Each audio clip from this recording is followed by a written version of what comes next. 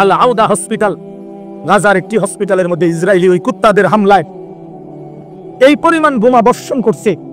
একজন ডাক্তার শেষ মিনিট পর্যন্ত এই অসহায় মানুষের চিকিৎসা দিচ্ছিল। শেষ বোমার আঘাতে যখন উনি ঝলসে যাচ্ছে, এই ডাক্তারটা ব্ল্যাকবোর্ডের মধ্যে, হসপিটালের যে সাদা হোয়াইট বোর্ড, এই হোয়াইট বোর্ডের মধ্যে নিজে লিখে গেছে, একদিন না একদিন আমাদের পরবর্তী জেনারেশন, তোমরা ফিলিস্তিন গড়বে, এই গাজা গড়বে, সেদিন তোমরা আমাদের মনে রেখো, আমাদের মনে রেখো আমরা শেষ মুহূর্ত পর্যন্ত মানবতার সেবা করে গেছি। এই কথাটা বলতে গিয়া, এই চিঠিটা বলতে গিয়ে ফিলিস্তিনের রাষ্ট্রদূত জাতিসংঘের সাধারণ অধিবেশনের মধ্যে সমস্ত দেশের প্রেসিডেন্ট এবং গুরুত্বপূর্ণ ব্যক্তিদের সামনে কাঁইদা দিছে অঝরে যে আমার দেশ এই পরিমাণ নির্যাতিত। প্রিয় ভাই, মজলুমের প্রতি মুহূর্তের আহাজারি আল্লাহর আরশ ভেদ করছে। মালিক যথাসময়ে তার ফয়সালা দেখাবেন, কোনো সন্দেহ নেই, কোনো সন্দেহ নেই। আল্লাহর ওয়াদা আছে পৃথিবীতে। আল্লাহ তাআলা বলছেন, অতিলকাল আইয়ামু নুদাভিরুহা বাইনান নাস, আমি আল্লাহ পৃথিবীর মানুষের মধ্যে অবস্থা বদলাই, পরিবর্তন করি। কাজেই উসমানী খেলাফত মুসলমানদের 1920 খ্রিস্টাব্দের ভিতরে মুসলিম খেলাফত নিশ্চিহ্ন হয়ে গেছিল। 2020 পার হইয়া 25, 100 বছর পার হয়ে গেছে। প্রায় 100 বছর যাবৎ মুসলমানরা নির্যাতিত সারা পৃথিবীতে হচ্ছিল। মুসলমানদের হাতে খেলাফত ছিল না, মুসলমানদের হাতে রাজত্ব ছিল না। আলহামদুলিল্লাহ, মহান রব্বুল আলামিন আফগানের মধ্যে ইসলামী খেলাফতের পতাকা উড়াইয়া আরেকবার পৃথিবীবাসীকে জানায় দিছে, আগামীর এই শতাব্দী হবে ইনশাআল্লাহ ইসলামের শতাব্দী ইনশাআল্লাহ। মনে রাখো যুবক, মনে রাখো, এবারের সময়টা, এবারের সামনের পৃথিবী কোরআনের পৃথিবী।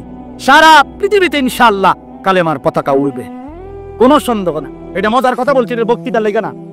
এবার গড় দিলেই মানে একটা 100 বছর হয়ে গেছে তো আমরা নির্যাতিত, তো আল্লাহ বলছি এটা আল্লাহর ওয়াদা, আল্লাহ অবস্থার পরিবর্তন করে। এবার গড় দিলেই ইসলামের বিজয় ইনশাআল্লাহ, কালেমার বিজয় ইনশাআল্লাহ।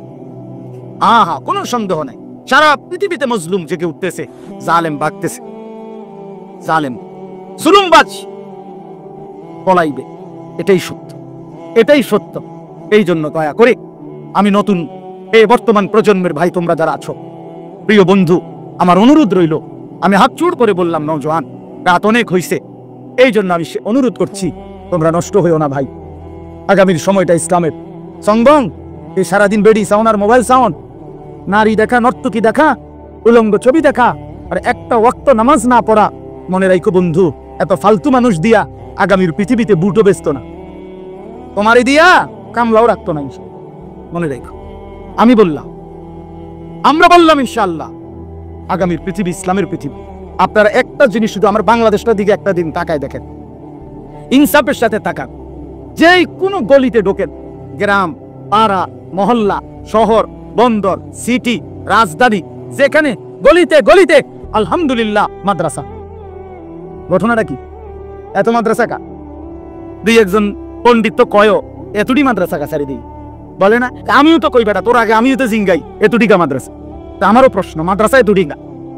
আমিও তো জানতে চাই এত মাদ্রাসা কেন, কিন্তু উত্তর কি? উত্তর হইল, আপনি আগে বলেন এই জমিনের মধ্যে একটা পাতা আল্লাহর ইচ্ছা ছাড়া পড়ে না, তো এত বড় একটা মাদ্রাসা হইয়া গেল আল্লাহর ইচ্ছা ছাড়া? তোমার কিও কহে, যেখানে একটা পাতাও পড়ে না আল্লাহর ইচ্ছা ছাড়া, সেখানে এতগুলো মাদ্রাসা হয়ে গেল আল্লাহর ইচ্ছা ছাড়া? না, বরং আল্লাহ তাআলা গলিতে গলিতে, রন্ধ্রে রন্ধ্রে। সেদিন উদাহরণ আরেকবার, এখানে একটু থামেন, শুধু উদাহরণ বুঝাবার জন্য বলি। ইব্রাহিম আলাইহিস সালাম, শুনেন, ইব্রাহিম আলাইহিস সালাম যেদিন ওনার ছেলে ইসমাঈল আর হাজেরা স্ত্রীকে আল্লাহর ঘর কাবার কাছে রেখে গেছিলেন, সেদিন কোনো গাছ ছিল না, লোকালয় ছিল না, মানুষ ছিল না, পানি ছিল না, ঠিক না? এটা জানেন না আপনারা? উনি একটা কথা বলছিল, কোরআন শরীফে আছে, ফাজআল আফইদাতাম মিনান নাস তাহভি ইলাইহিম।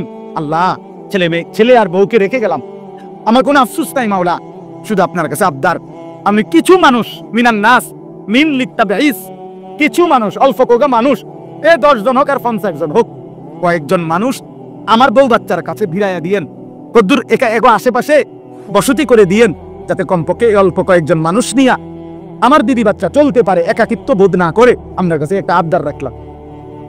আমাদের উজানির হুজুর ইন্তেকাল করছে, বাংলাদেশের এক বড় বুজুর্গ ছিলেন, আমাদের কুমিল্লার মনোহরগঞ্জের হযরত মাওলানা মুফতি রশিদ আহমদ রাহমাতুল্লাহ আলাইহি হুজুর চমৎকার বয়ান করতেন। রশিদ আহমদ সাহেব হুজুর, এই হুজুরের বয়ানে আমি একদিন এই কথাটা শুনছি। হুজুর বলতেছেন তখন ইব্রাহিম চালছে আল্লাহ কিছু মানুষ আমার বউ বাচ্চার কাছে আইনা দিয়েল আর শাজিম থেকে আল্লাহ ডাক দিয়া বল ইব্রাহিম ঠিক আছে তুমি তোমার মতো চাইলা, আমি তো আমার মতো দেব। তুমি তো তোমার মতো কইছো, তোমার ক্যাপাসিটি তুমি কইছো, আমি তো আমার ক্যাপাসিটি অনুযায়ী দেব। বান্দা বলে বান্দার মতো করে, রব তো দেয় রবের মতো করে।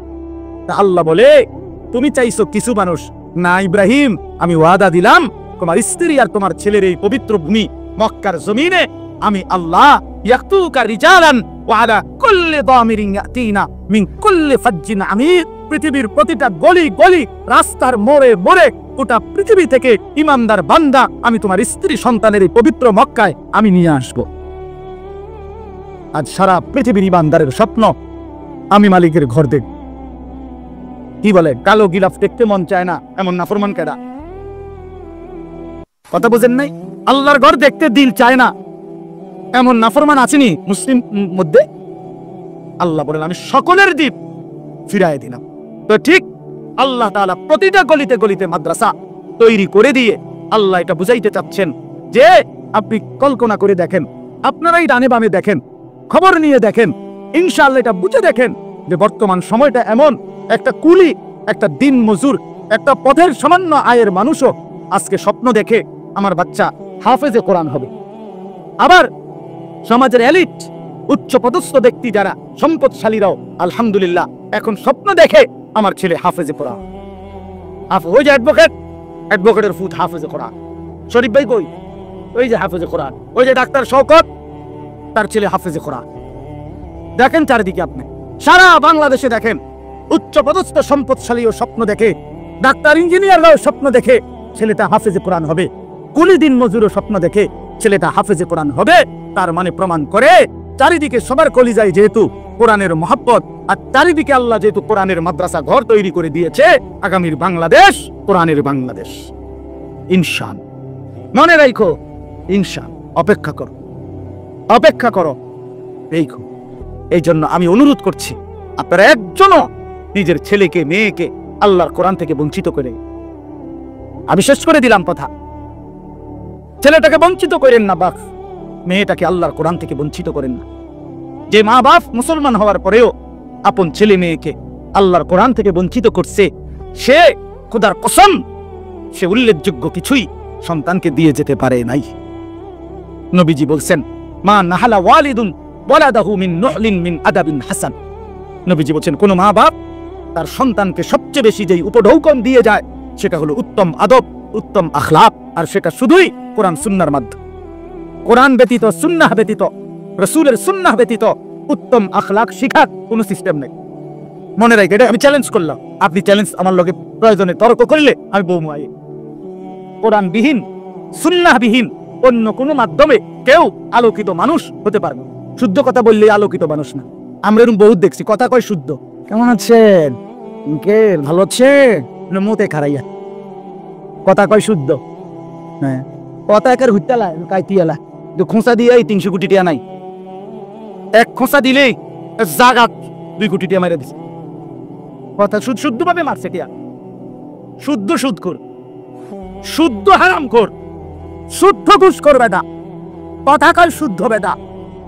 অপরের সম্পদ লুণ্ঠন করে, রাষ্ট্রের সম্পদ লুণ্ঠন করে, জনগণের সম্পদ লুণ্ঠন করে। তুই ভদ্রলোক না বেটা, তুই পাট পার বেটা, পাট পার বেটা, পাট পারবে সিটার বেটা। সালাক বাট পার, আবার সালাক কেমন হেতে বাট পারেন? কথা বলেন না। ওজনে কম দিলে, 2 নম্বরই করলে, সুদ খাইলে, হারাম উপার্জন করলে তারে সালাক বলে। আপনি এটা কোন ডিকশনারিতে পাইছেন? যে নামটা কোন, কোনটা লিখছি আমি কি নুমে এখন ওগল টুলি গিয়া কোনখানে লিখছি যাতে ওজনে কম দেয় হে সালাক? বাট পার। ওজন হইলে 1000 গ্রাম, হেতে 900 গ্রাম 1 কেজি মিলাই লেছে। হ্যাঁ, আল্লাহ কোরআনে বলছেন ওয়াইলুল লিল মুতাফফিতিন, ওজনে যে কম দেয় তার জন্য জাহান্নাম। আল্লাযীনা ইযা কালু আলান নাসি ইস্তাউফুন, মানুষের থেকে যখন নেয় পুরা নেয়। ওয়া ইযা কাদুহুম আও ওয়াজানুহুম ইউখসিরুন, নিজে যখন দেয় কমায় দেয়। নিজে নিলে 60 টাকা গালি, মানুষের দিলে 3 টাকা গালি। বাহ, ইও ভাই 3টা দে ও ভাই সরি খেয়াল ঠিকঠাক গেছে আমাদের নোয়াখালীর দিকে কইতো যে তো 5টা দিয়া হয় না কয় না এত পাগল না খেয়াল ছুটলো এভাবে ছোড়ে না বুঝেন না মুশের পাগল তাইলে আল্লাহ তাআলা তো বলেছেন তার জন্য জাহান্নাম এই জন্য বন্ধু আমার বাপ আমার সন্তানকে বঞ্চিত করেন আজকে ইনশাআল্লাহ এটা দেখবে না এত মাদ্রাসা আল্লাহর ইচ্ছায় হচ্ছে আপনি ষড়যন্ত্র করে পারতেন না কোন বিদ্বেষকারী পারবে না ওলামায়ে কেরামের বিরোধিতা করে 1450 বছরে কেউ টিকে নাই কেউ টিকে নাই কেউ টিকে নাই সাত নামের বন্ধ সেও টিকবে না ইনশাআল্লাহ সেও টিকবে প্রতি জামানায় কিছুদিন পর পর বেঈমান ইসলামের বিরুদ্ধে ওলামাদের বিরুদ্ধে ইমানদার মুসলমানের বিরুদ্ধে এক একজন ভণ্ডকে দাঁড় করায় ইতিপূর্বে বহুত দাঁড় করাইছে এই উপমহাদেশে কোন ভণ্ড ওলামায়ে কেরামের বিরোধিতা করে টিকে নাই সাদ নামের ভণ্ড প্রতারক মুনাফিক সেও টিকবে না ইনশাআল্লাহ সেও টিকবে বিজয় ইমানদারের হয় সাদ ভণ্ড সাদের আকীদা কোরআন সুন্নাহ বিরোধী আপনি তাবলীগে কোনো গন্ডগোল নাই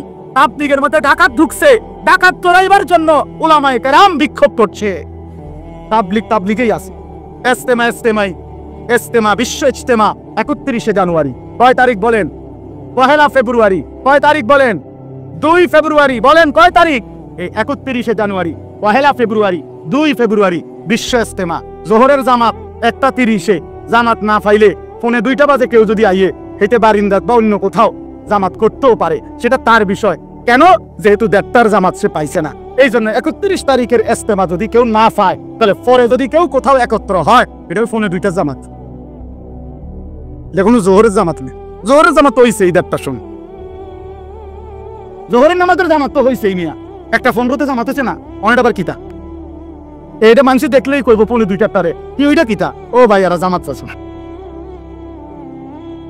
এটা বলবে কিনা বলেন না এই জন্য এরপরে যদি কেউ একত্র হয় এটার ইজতেমা থাকবে না এটা জামাত পাইছে না দেখি হ্যাঁ এটা জামাত পাই নাই দেখি এই জন্য এটা গায়ের জোরের কথা না এটা ইনসাফের কথা আমাদের কারোর সাথে সাদের সাথে সাদ আমার ভাত কাইরা নেয় নাই সাদ আমার ঘর কাইরা নেয় নাই আমার কোনো ক্ষতি ব্যক্তিগত করে নাই কিন্তু সে ঈমান ইসলামের বিরুদ্ধে দাঁড়াইছে তাকে বেঈমান এজেন্ট হিসাবে নিয়োগ দিয়েছে এজন্য এটা বুঝতে হবে মুসলমান ওলামায়ে কেরাম এই লক্ষ লক্ষ ওলামায়ে কেরাম মনে করেন সারা বাংলাদেশের 5 লক্ষ ওলামায়ে কেরাম মিথ্যা বলতে পারে না একজন ব্যক্তি মিথ্যা বলতে পারে এত লক্ষ ওলামায়ে কেরামের ফয়সালা ভুল হইতে পারে এটা আমাদের হাদিসের একটা ভাষা আছে মুতাওয়াতির হাদিসের সংজ্ঞার মধ্যে আছে অধিক সংখ্যক বর্ণনাকারী হলে এই ব্যাপারে এটাকে মুতাওয়াতির বলে অর্থ হইল এত বেশি সংখ্যক হাদিসটা বর্ণনা করছে যাদের মিথ্যার উপরে একমত হওয়া অসম্ভব অযৌক্তিক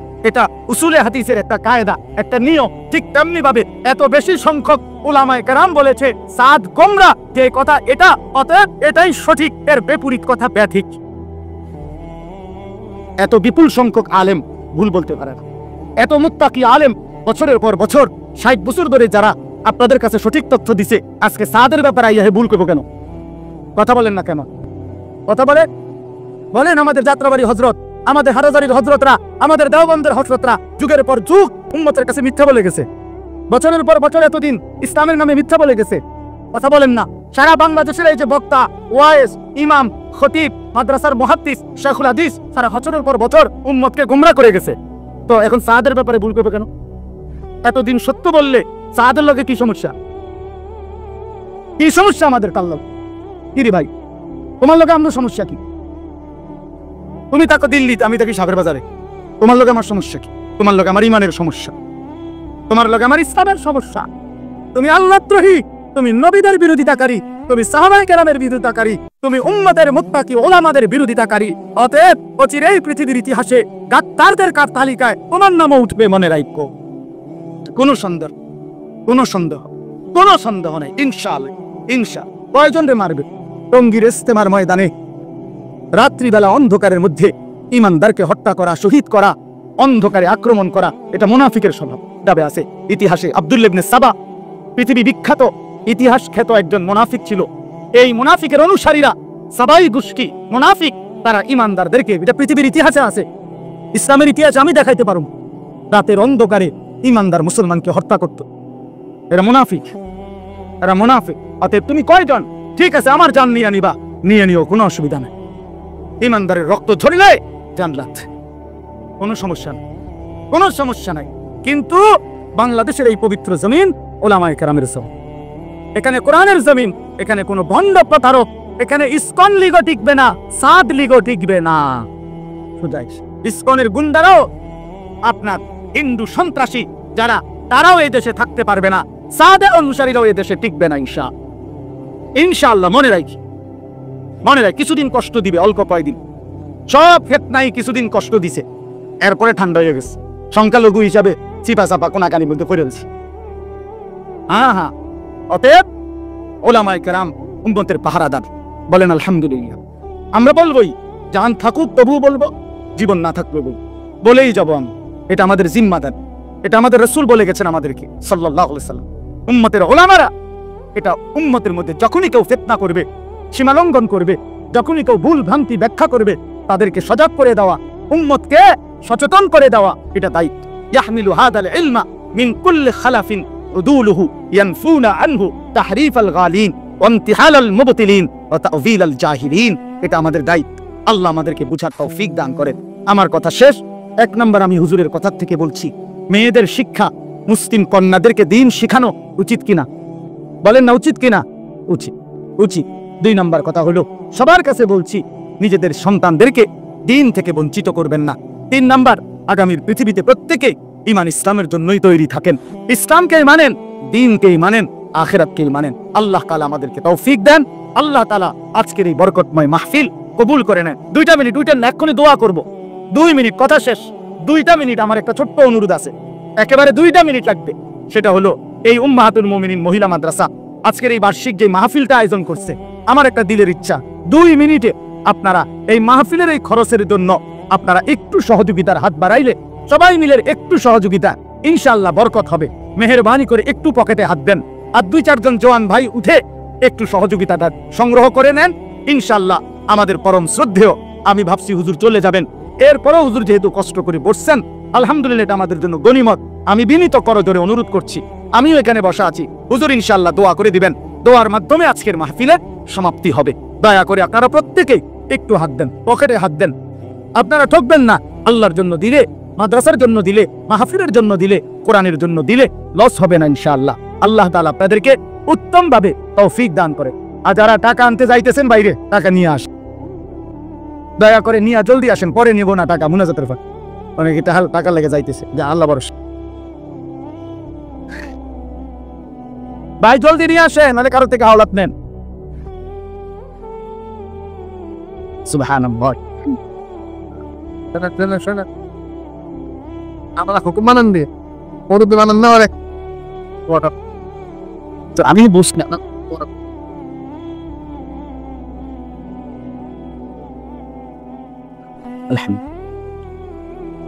ভাই ব্যাগগুলো কষ্ট করে স্টেজে পৌঁছায় দেন দয়া করে। মাশাআল্লাহ, যারা উঠাইছেন আল্লাহ আপনাদেরকে বরকত দান।